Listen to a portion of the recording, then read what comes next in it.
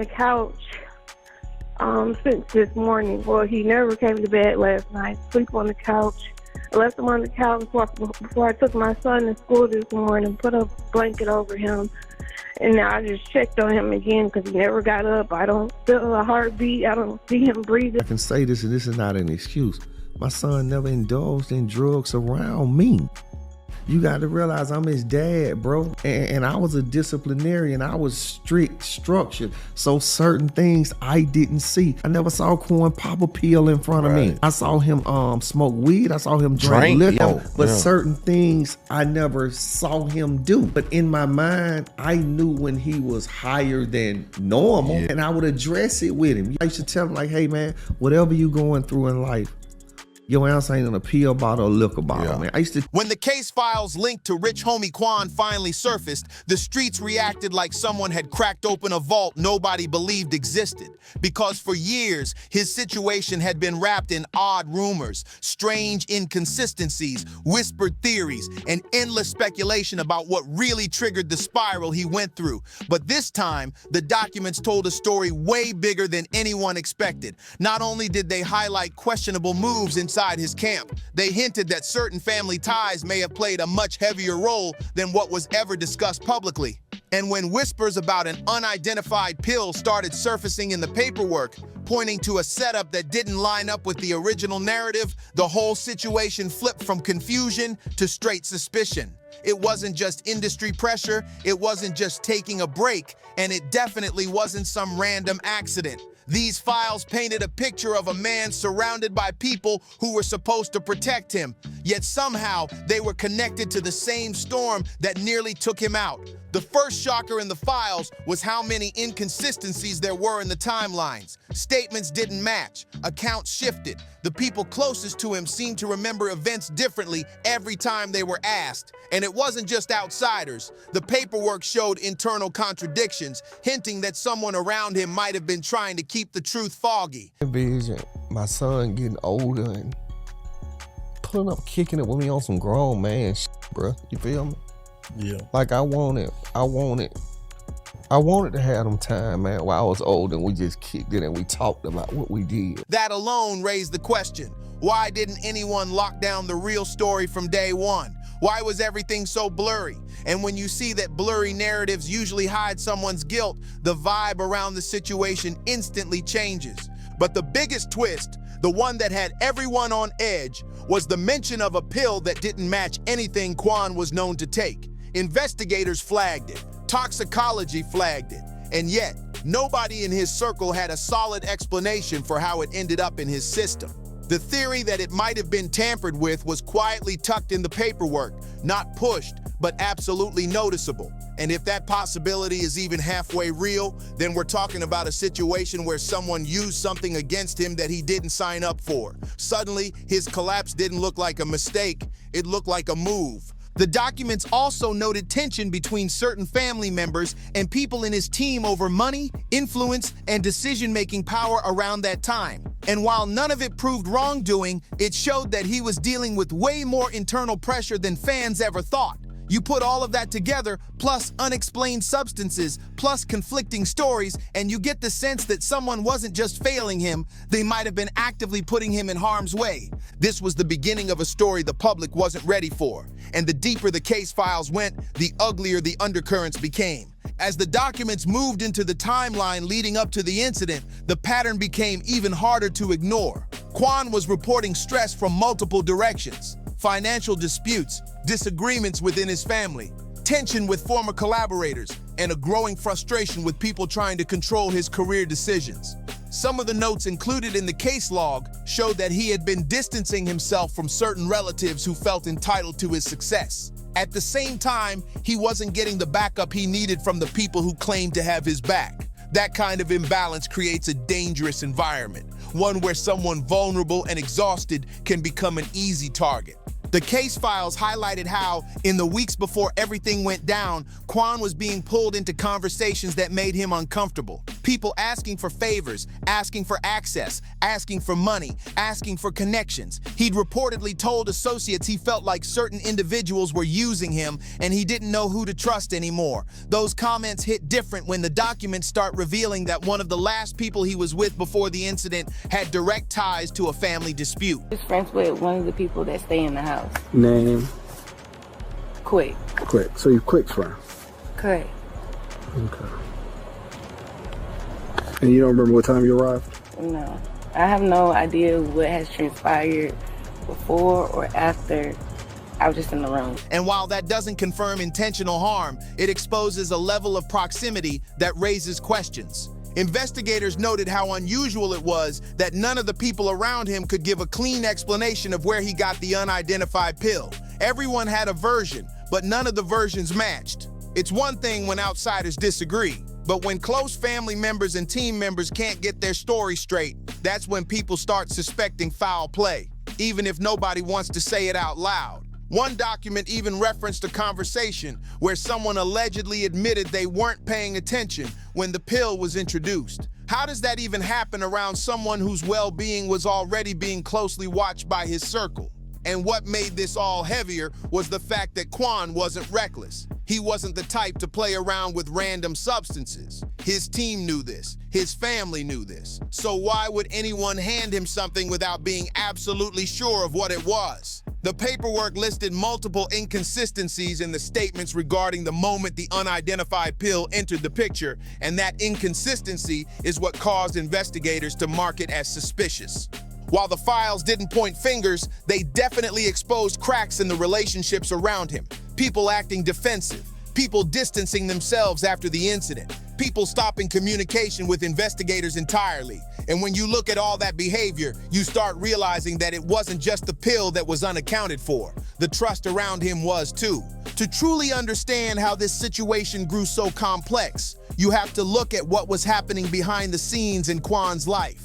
His career was entering a phase where he wanted full creative control, which created friction with several people who had built their own plans around his success. Anytime someone tries to reclaim their independence in the industry, they risk upsetting people who rely on their shine. And judging from the notes in the files, that tension was bubbling long before the incident took place. Certain relatives were reportedly pushing him to continue with business arrangements he no longer trusted. Others wanted him to revive collaborations he had already decided to move past. And according to the logs, he confided in at least 2 individuals that he felt like some of the people closest to him were intentionally keeping him overwhelmed so he wouldn't notice how much control they actually held. That's not paranoia. That's a survival instinct.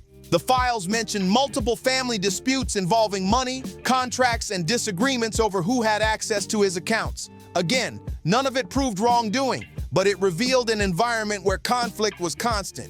If someone is dealing with pressure from the industry and pressure from home at the same time, the chances of manipulation go up. That's exactly why investigators later questioned whether anyone in his orbit might have taken advantage of that chaos. Then comes the chilling part. A witness statement included in the document said that someone close to Quan had been shopping around emotionally charged stories about him before the incident even happened. Stories that could make him look unstable or reckless. Stories that could justify a narrative that wasn't true. Why would someone close to him prepare damaging rumors ahead of time unless they were anticipating something? There was also a report of a disagreement between Quan and a family member days before the incident. Time period, you and Thug were really like close friends, or was it just like a convenient musical relationship and Birdman was really the thing that was keeping y'all together? No, that was my dog. That was my dog. Right. Definitely my dog. Birdman wasn't keeping me together. Shit, I met Bird through Thug. Right. I wouldn't have met Bird if it was you know what I mean? Witnesses inside the home described raised voices and frustration over decisions he felt pressured to make. This didn't automatically tie the family to the unidentified pill theory, but it showed that there was enough tension for motives to get messy. Sometimes harm doesn't come from hate. It comes from entitlement, frustration, and people trying to steer someone's path for their own benefit. The files ended this section with a note that investigators felt the environment around the victim was unstable and poorly managed by individuals who should have ensured his safety. That line alone tells you everything. The people who should have been protecting him from chaos might have been contributing to it. And when the unidentified pill enters this chaotic picture with no clear origin, no consistent story, and no real accountability, it becomes almost impossible not to wonder whether this was truly an accident or a setup masked as one. As the investigators pieced together the aftermath, their focus shifted from the origin of the pill to the behavior of everyone involved once the incident occurred. This is where things get even more suspicious. The files reported significant delays in calling for help, inconsistencies in who was present, and confusion about who discovered Quan first. In situations like this, the first minutes are crucial, and the paperwork suggested that those minutes were clouded with hesitation rather than urgency. One of the documents mentioned that someone at the scene initially claimed they didn't realize the severity of the situation, but later admitted that Quan looked completely out of it. Why would someone downplay that? Why wasn't help called immediately? And why did another individual leave the scene before responders arrived, only to return after being contacted later? None of these actions point to malicious intent on their own, but together they reflect an environment filled with panic, guilt, or fear of getting caught in something deeper. Investigators flagged the lack of cooperation from certain individuals following the incident. People who were previously close to him suddenly became unreachable or declined to provide follow-up statements. One family member refused to sign a second statement because, in their words, too much was being twisted, but no one clarified what was being twisted, or by who. Another powerful detail in the files was that someone claimed Quan had mixed substances earlier in the day, only for toxicology reports to show that wasn't true. That means a false narrative was being planted before facts were even officially confirmed. Why would someone lie about that? It would only make sense if they were trying to protect themselves by making Quan look responsible for what happened. That's the part that caught the investigators' attention. The aftermath also showed signs of internal conflict. Some people blamed each other for not watching him closely enough. Some blamed the environment, some blamed stress. But no one blamed the unidentified pill, even though it was the one thing that didn't belong. It's almost like everyone wanted to avoid that topic, which ironically made it more suspicious. The files closed this section with a note that multiple individuals' statements were inconsistent, contradictory, or unclear, and that the environment surrounding Rich Homie Quan was compromised by confusion and unverified explanations. That means the people around him were either hiding something or too involved in their own chaos to protect him properly. And either option paints a picture that doesn't sit right. The deeper you go into this paperwork, the more the story sounds less like an accident and more like a moment shaped by tension, negligence, and people who weren't as loyal as they claimed. By the time the case files reached the section analyzing long-term patterns, the investigators had built a clearer picture. Rich Homie Quan had been navigating an environment that wasn't safe. The stress, manipulation, inconsistent support, financial disputes, and fragile trust all created a pressure cooker around him. That pressure didn't come from one person.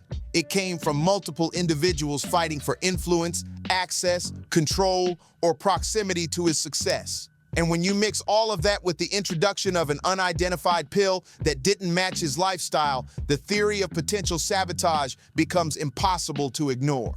One of the saddest details in the files was that Quan had reportedly told someone weeks earlier that he felt drained by everyone. That line wasn't written as drama, it was exhaustion. The type of exhaustion that happens when someone feels like they're being pulled apart by people who want different pieces of them. In situations like that, trust starts crumbling. And when trust crumbles, danger isn't far behind. Investigators also noticed a pattern of people around him benefiting from public narratives that made him look unstable. Those narratives gave certain individuals more control. They made Quan easier to dismiss, easier to manipulate, easier to silence. If someone wanted to shift power or gain leverage, painting him as reckless would have been the perfect way to do it. That's what makes the idea of an unidentified pill even more haunting. It fits too cleanly into the wrong people's agendas. This section of the files also detailed how several individuals attempted to redirect suspicion away from themselves by blaming outsiders or random circumstances. But when the investigators cross-checked the statements, the inconsistencies made it clear that the issue wasn't an outsider. The problem was inside the house, inside the family, inside the circle, inside the people who should have been looking out for him. The files also included overlooked details, arguments captured on home security audio, sudden financial withdrawals, disappearing text threads, and people refusing to provide phone records. None of it confirmed guilt, but all of it showed disrespect for the truth. And if people are hiding harmless information, that's one thing. But if they're hiding timelines, deleting messages, or avoiding accountability, that's something else entirely. Toward the end of this section, the investigator's summary read, "There is reasonable concern regarding whether the victim was placed in an unsafe situation by individuals whose intentions remain unclear." That's a professional way of saying something wasn't right, and someone knew more than they claimed. This wasn't just a bad moment. This was a boiling point created by messy relationships, hidden motives, and a dangerous environment disguised as support. The final portion of the case files didn't solve the mystery, but it exposed how deeply it ran. It concluded that the pill found in Quan's system did not match the ingredients of anything he was known to use. It also concluded that the source of the unidentified pill could not be confirmed. That alone leaves the door wide open for theories: accident, negligence, manipulation, or intentional harm. And while the investigators did not name suspects, the pattern of contradictions, evasions, and uncooperative behavior painted a story louder than any accusation. The files emphasized that Quan had been surrounded by people whose motives weren't always pure. Some were trying to protect him for real, but others seemed to protect him only when it aligned with their personal gain. And in environments like that, even family ties become complicated. Loyalty gets twisted, intentions blur, and people stop acting out of love and start acting out of control. The paperwork also pointed out how one small moment, handing someone a pill, can shift an entire life. And yet, no one involved could explain that moment clearly. Some didn't remember. Some gave vague answers. Some contradicted their own statements. That lack of clarity wasn't just suspicious, it was dangerous. The final summary of the investigators read, "The chain of events leading to the ingestion of the unidentified pill remains unverified due to inconsistent accounts provided by involved individuals." When a team of professionals uses a phrase like inconsistent accounts, it means something is being hidden, whether intentionally or because people didn't want to get involved deeper. The truth never came out clean. But despite all the confusion, despite all the tension, what the files did reveal was the need for environments that protect artists instead of draining them. They showed how quickly someone can become vulnerable when trust collapses. And they showed how dangerous it is when people close to someone feel entitled to control their decisions. Quan's story becomes bigger than just the incident. It becomes a cautionary tale about the importance of accountability, boundaries, and recognizing when your circle is no longer a circle, but a trap. The case files didn't solve everything, but they exposed the cracks. And sometimes, exposing the cracks is what stops history from repeating itself. So as more people revisit this moment, as more discussions resurface online about what really happened, one thing becomes clear. The truth may be tangled, but the patterns are not. The environment around him was unstable. The pill was unaccounted for, and the people involved were inconsistent. That combination alone tells you the story isn't as simple as it was originally presented. Thank you for watching. And if you want to stay locked in for more deep dive breakdowns and exclusive story unraveling, make sure to like, subscribe, and stay tuned for more.